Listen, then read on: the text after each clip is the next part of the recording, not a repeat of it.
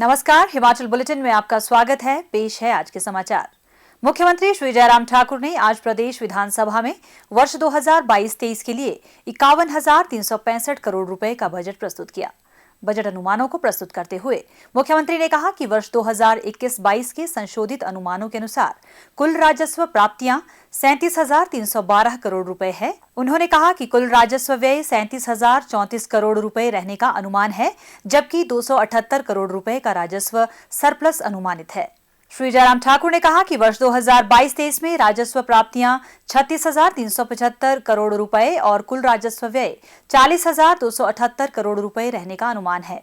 इस प्रकार कुल राजस्व घाटा 3,903 करोड़ रुपए और राजकोषीय घाटा 9,602 करोड़ रुपए अनुमानित है। मुख्यमंत्री ने कहा कि बजट अनुमानों में नए कर का प्रस्ताव नहीं है। उन्होंने कहा कि इस बजट के अनुसार प्रति 100 रुपए में से 26 रुपए वेतन पर, 15 रुपए पेंशन पर, 10 रुपए ब्याज और 11 रुपए ऋण अदायगी पर, 9 रुपए स्वायत्त संस्थानों को अनुदान पर तथा शेष 29 रुपए पूंजीगत कार्यों सहित अन्य गतिविधियों पर खर्च किए जाएंगे। माननीय अध्यक्ष महोदय, आपकी अनुमति से मैं वर्ष 2022-23 का बजट प्रस्तुत करता हूं। मुझे वर्तमान सरकार का 5वां बजट प्रस्तुत करते हुए प्रसन्नता और हर्ष की अनुभूति हो रही है। गत 4 वर्षों में हमारी सरकार ने अप्रत्याशित चुनौतियों के बावजूद जन आकांक्षाओं को पूर्ण करते हुए प्रगति की अभूतपूर्व गाथा लिखी है। आज हमारा प्रदेश विकास के मार्ग पर आत्मविश्वास के साथ बढ़ रहा है। गत 4 वर्षों में हमारी सरकार ने विकास प्रक्रिया का लाभ प्रत्येक प्रदेशवासी तक पहुंचाया है। हमारी सरकार ने उज्ज्वला, मुख्यमंत्री गृहिणी सुविधा योजना, प्रधानमंत्री किसान सम्मान योजना, आयुष्मान भारत, हिमकेयर, सहारा, जनमंच तथा आर्थिक एवं सामाजिक उत्थान के उद्देश्य से चलाई जा रही अनेक योजनाओं के माध्यम से समाज के प्रत्येक वर्ग की सेवा का प्रयास किया है। हमारा काम करने का तरीका यह है, मेहनत इतनी खामोशी से करो, मेहनत इतनी खामोशी से करो कि तुम्हारी कामयाबी शोर मचा दे। अध्यक्ष महोदय, कठिन वित्तीय स्थिति के बावजूद केंद्र सरकार ने राज्य सरकार का हाथ पकड़ा एवं हमें भरपूर सहयोग दिया। 2021-22 में भारत सरकार ने 600 करोड़ रुपए की अतिरिक्त केंद्रीय सहायता पूंजीगत निवेश के लिए दी। राज्य सरकार श्री नरेंद्र मोदी जी के प्रति इस सहायता के लिए अपना आभार व्यक्त करती है। 2022-23 के लिए 12,921 करोड़ रुपए के विकासात्मक परिव्यय प्रस्तावित हैं। इसमें से राज्य विकासात्मक बजट परिव्यय 9,534 करोड़ रुपए के प्रस्तावित हैं। अनुसूचित जाति विकास कार्यक्रम के लिए 2,400 करोड़ रुपए तथा जनजातीय विकास कार्यक्रम के लिए 865 करोड़ रुपए के परिव्यय प्रस्तावित हैं। पिछड़ा क्षेत्र विकास कार्यक्रम के लिए 100 करोड़ 52 लाख रुपए परिव्यय प्रस्तावित हैं। वर्तमान सरकार के 4 वर्ष के कार्यकाल के दौरान विधायक प्राथमिकता योजनाओं की डीपीआर बनाने तथा उनको नाबार्ड के rural infrastructure development fund RIDF के अंतर्गत स्वीकृतियों में तेजी लाने के लिए विशेष प्रयास किए गए हैं। हाल ही में माननीय विधायकों के साथ 2 दिवसीय बैठकों का आयोजन किया गया है। इन बैठकों में माननीय विधायकों से प्राप्त सुझावों के आधार पर मैं निम्नलिखित घोषणा करता हूं। नाबार्ड से पोषित की जाने वाली विधायक प्राथमिकता योजनाओं के लिए प्रति विधानसभा चुनाव क्षेत्र की वर्तमान सीमा को बढ़ाकर 150 करोड़ रुपए कर दिया जाएगा। विधायक क्षेत्र विकास निधि के अंतर्गत प्रति विधानसभा क्षेत्र राशि को 1 करोड़ 80 लाख रुपए से बढ़ाकर 2 करोड़ रुपए कर दिया जाएगा। विधायक ऐच्छिक निधि को बढ़ाकर 10 लाख से 12 लाख रुपए प्रति विधानसभा क्षेत्र कर दिया जाएगा। अध्यक्ष महोदय, हमने उज्ज्वल योजना का विस्तार करते हुए गृहिणी सुविधा योजना शुरू की। हमने हिमाचल को धुआं रहित प्रदेश घोषित कर दिया है। अध्यक्ष महोदय, मैं घोषणा करता हूं कि इन दोनों योजनाओं को 2022-23 में भी जारी रखा जाएगा तथा इनका विस्तार किया जाएगा। मैं यह भी सहर्ष घोषणा करता हूं कि दोनों योजनाओं के लाभार्थियों को कनेक्शन के समय उपलब्ध करवाए गए मुफ्त सिलेंडर सहित 3 निःशुल्क सिलेंडर उपलब्ध करवाए जाएंगे।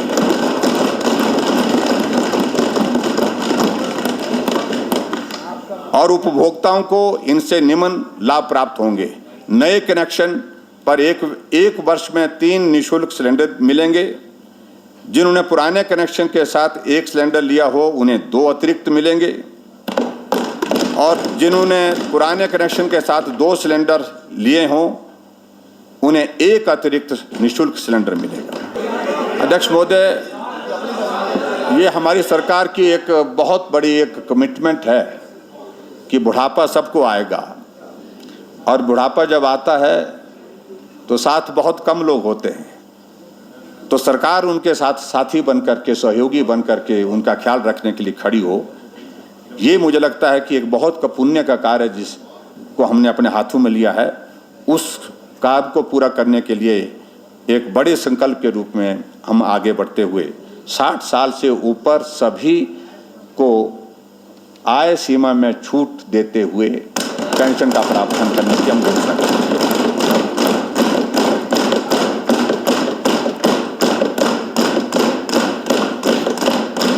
ऐसे सभी वर्ग जो वर्तमान में 850 रुपये प्रति माह की पेंशन पा रहे हैं अब 1000 रुपये प्रति माह मिलेंगे।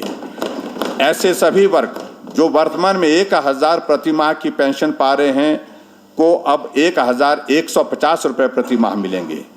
ऐसे सभी वर्ग जो वर्तमान में 1500 रुपये प्रति माह की पेंशन पा रहे हैं को अब 1700 रुपये पेंशन प्रति माह मिलेगी।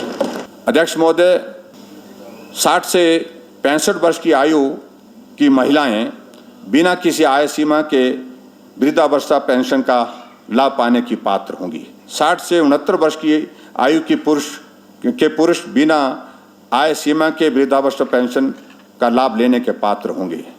आयुष्मान भारत प्रधानमंत्री जन आरोग्य योजना के पूरक के रूप में हमारी सरकार द्वारा 1 जनवरी 2019 से मुख्यमंत्री हिमाचल हेल्थ केयर योजना हिम केयर आरंभ की गई थी। इस योजना के अंतर्गत अब तक 2,40,000 लाभार्थियों को 218 करोड़ रुपए की लागत से निःशुल्क चिकित्सा सेवाएं प्रदान की गई हैं। मैं घोषणा करता हूं कि हिम केयर कार्ड की नवीनीकरण अवधि 1 साल से बढ़ा करके 3 साल कर दी जाएगी।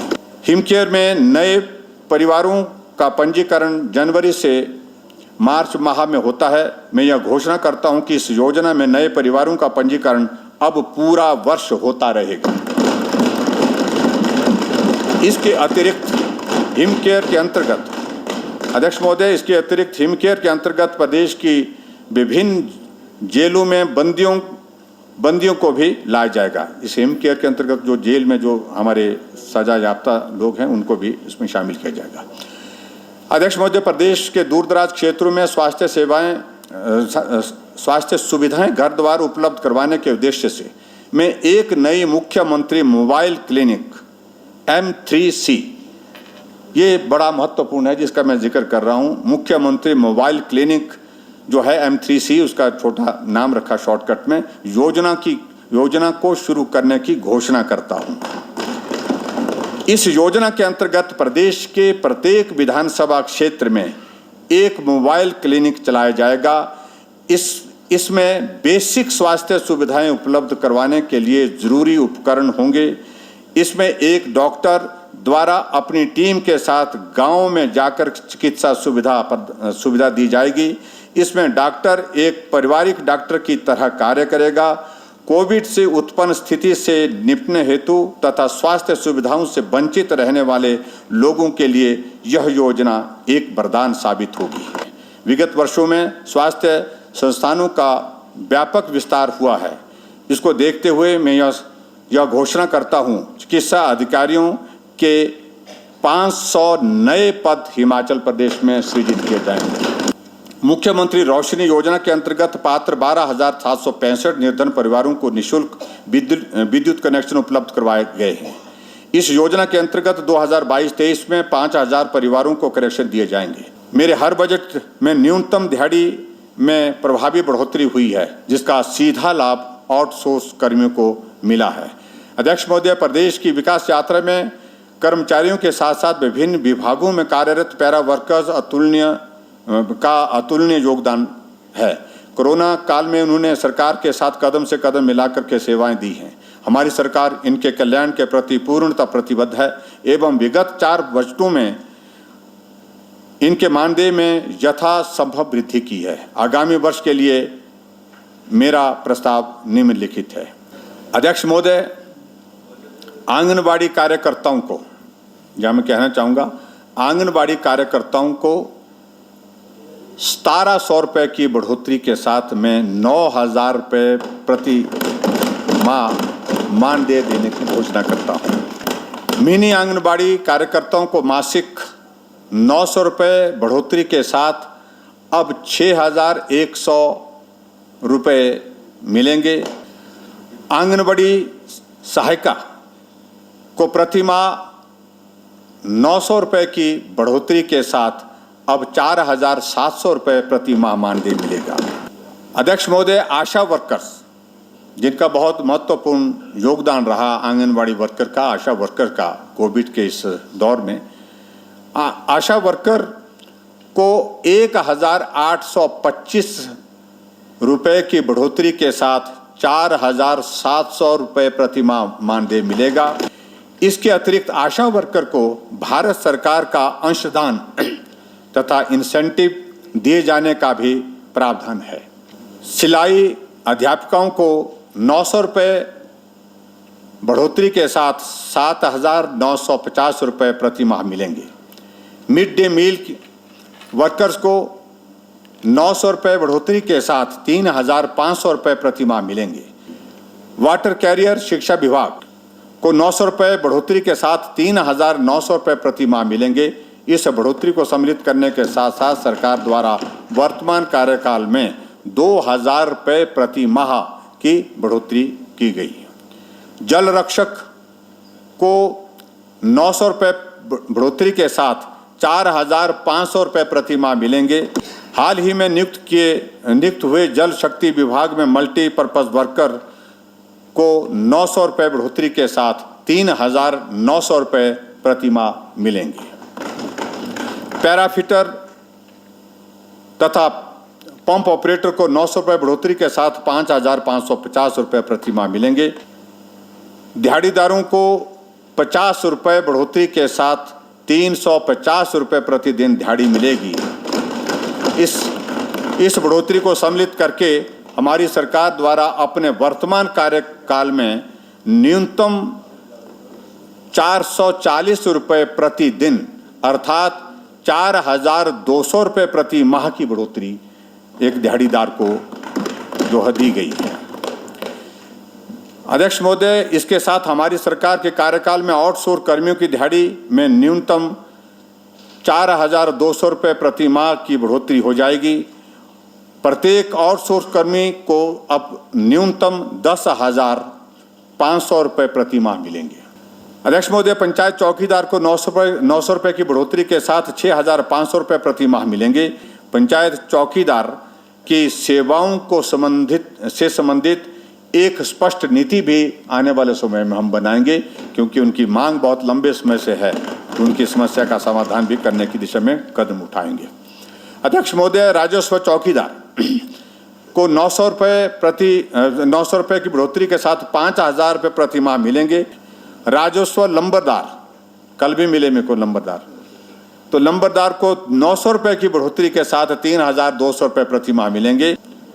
एसएमसी अध्यापकों के मानदेय में 1,000 रुपये प्रति माह बढ़ोतरी की जाएगी। एसएमसी शिक्षकों की सेवाओं को यथावत रखा जाएगा। ये महत्वपूर्ण है अध्यक्ष महोदय कि जहां हमारे जो एसएमसी के जो अध्यापक लगे हैं उनकी सेवाएं जहां लगी हैं वहां उनको यथावत रखा जाएगा, उनको नहीं हटाएंगे वहां से।